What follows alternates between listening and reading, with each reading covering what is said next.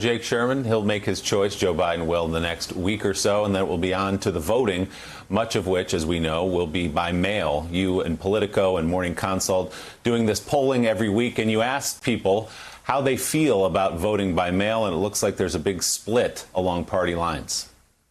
Yeah, I just want to add one more thing on the Susan Rice thing that I want to get to this poll, but Susan Rice and Joe Biden have the same strengths. That's what I don't really understand here. Foreign policy is Biden's calling card, and I understand first African-American VP candidate, but there are other African-Americans in the mix, and I don't quite understand that. But anyway, this is an important issue, so I want to talk about this mail-in balloting thing.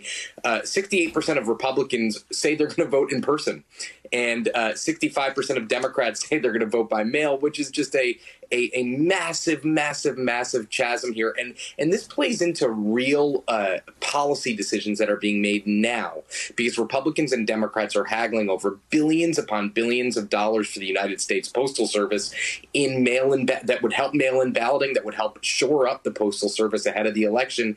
And again, I mean, just think about where we are. People are barely going out in public safely. How are we going to have people go to the ballot box in the beginning of the winter?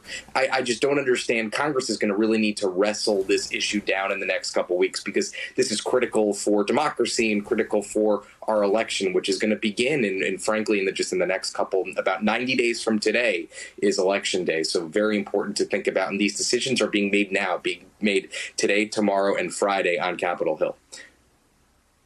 So, Mark McKinnon, when you look at mail-in voting, Joe's made the point for a long time on this show that mail-in voting historically has helped Republicans. And then you have the Republican president of the United States saying that it's fraudulent, that it could lead and will lead to a rigged election.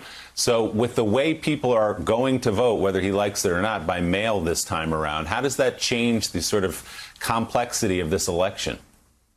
Well, the irony and the complexity we saw in sharp relief yesterday, Willie, when the president, after talking about how problematic mail-in voting is, talked about how important it was in Florida. You know, suddenly somebody got in his ear and said, Mr. President, you know, the one way we lose this election is we lose Florida, and the way we lose Florida is we lose the mail-in ballot. So suddenly we're getting very mixed messages about mail-in voting coming from the president, because he sees that in certain parts of the country it's to his advantage. So very mixed message because in certain parts of the country it's to his benefit, and he's realizing that kind of late in the game. Be interesting to see what other states he cherry picks for mail-in voting. Mark McKinnon, Jake Sherman, thank you both this morning. Good to see you. Still ahead, as Mark said, President Trump says mail-in voting is okay in Florida, but he's now suing Nevada over that same issue. We'll sort through that just ahead. Plus, Senate Majority Leader Mitch McConnell now opening the door to extending emergency unemployment benefits. NBC's Casey Hunt joins us with her new reporting on how close we may be to a deal. Morning Joe's coming right back. Thanks for checking out MSNBC on YouTube, and make sure you subscribe to stay up to date on the day's biggest stories. And you can click on any of the videos around us to watch more from Morning Joe and MSNBC. Thanks so much for watching.